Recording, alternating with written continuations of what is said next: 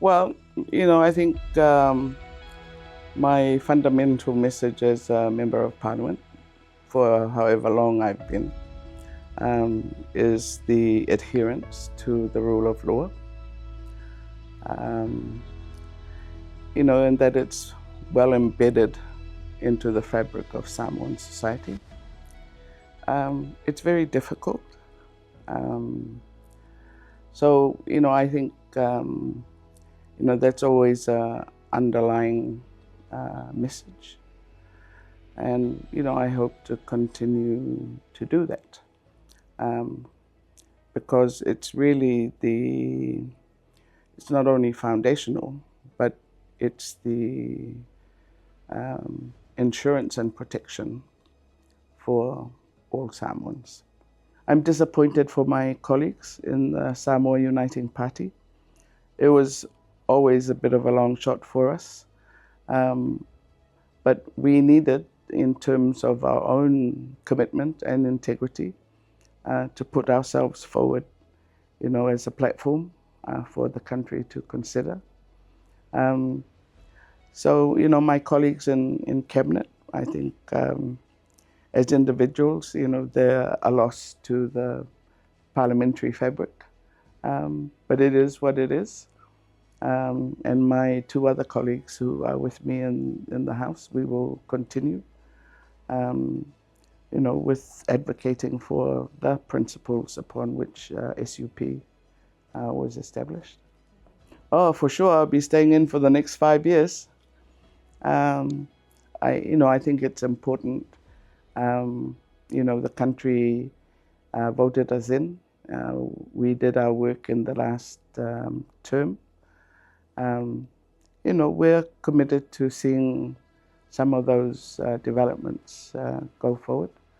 And not the least, of course, still, carrying the message for ensuring the embedding of the rule of law into how the government is conducted, at all levels, especially the political level.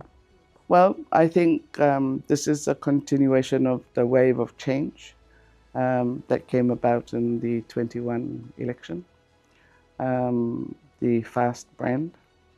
We all came in as FAST. So, I'm looking at those colleagues who lost their seats.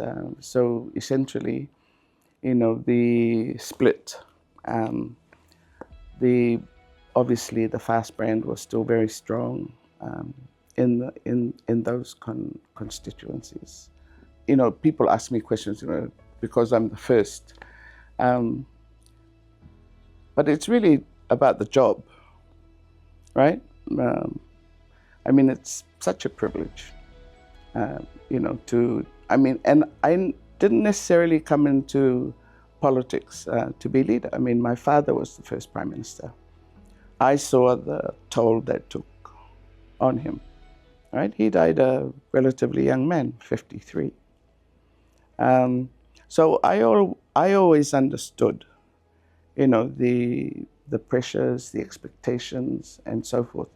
So it was very important for me to just focus. It's having the rare opportunity to make a contribution, which not many people get.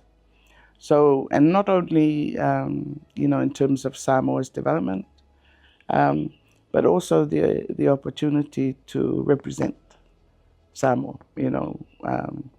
especially in our, regional sort of unity and promotion, carrying, the message from small island states. And Samoa has been a key player in the advocacy and representation of the interests of small island states. And also, being an active member of the international community. Samoa, I think, for its size, makes its contribution. I think it punches above its weight. But I think, that's very much a Samoan, that's the a Samoan way. You know, if you belong to something, whether it's your family or village or your country, you put in your contribution. You sort it out. Okay. You know, I mean, this is where I think you people like to put things in little neat boxes, you know. I want you to say it for me. No, well, say it for you. no, because I've said to you that, you know, I don't think about my career in those terms. You know, it's a continuing journey. But, I mean, representation, advocacy, service. No, well, I'm thankful. I've just come back from making a press conference with my cabinet because now that the head of state has proclaimed the date for the convening of the 18th Parliament, it was an appropriate time, I think, for me as the leader and my cabinet, and you know, to make a public statement, you know, to thank the country for, you know, carrying this process through. I mean, it was a snap election, and it was, you know, there was a lot of pressure on the commissioner for elections, but you know, I think we were able to take carriage of that task, and you know, I mean, we were a caretaker government, but we were very mindful that it was important that the elections could be implemented, you know, in the best way possible.